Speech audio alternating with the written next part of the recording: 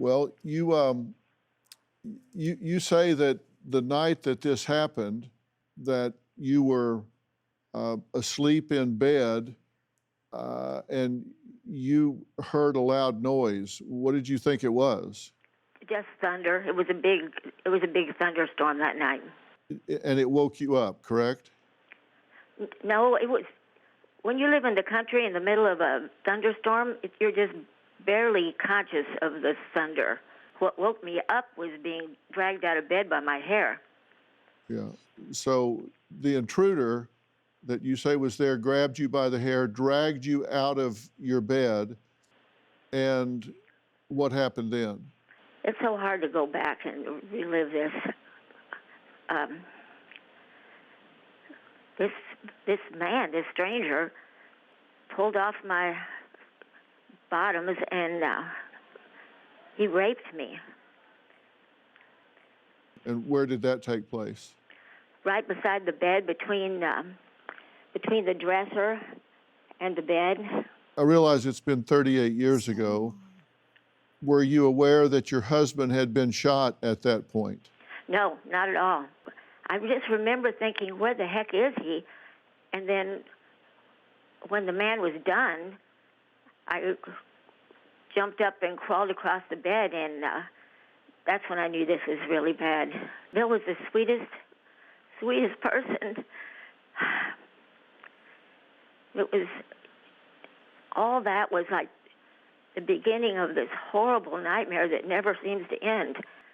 When you realized that he was not responsive, do you recall what you did next? Oh, gosh. I'm not sure anymore, but I think I tried the lights, but it's not unusual for the lights not to be out of electricity in the country during a storm.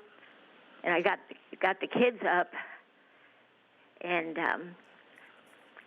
I got Sarah up first because she was the oldest of the bunch. Jane was having a sleepover with a friend, and Sarah was 12. And I woke her up, and we got Carrie up, and then I went and got the boys, and we went out. We ended up at a neighbor's. We have a statement from your daughter, Sarah, and it reads, "I woke up in the middle of the night to my mom leaning over me. We needed to get out of the house because there was a fire. My sister and I saw a light coming from the basement. We assumed it was Dad fighting the fire. When the cops interrogated us, I told him about the light in the basement. I didn't know until later that he, the police, didn't tell anyone about the light. I had to testify at the trial. The prosecuting attorney made me feel like I was lying, and Mom told me to say these things. I think Johnson County and the Holden police botched this whole investigation and ruined my mom's life." Was there a fire in the house? No, that's what I told Sarah, because we had talked about fire drills, and I knew that if I said that they wouldn't argue with me about running out of the house in the middle of the night. I didn't even know that she and Carrie had seen a light under the door.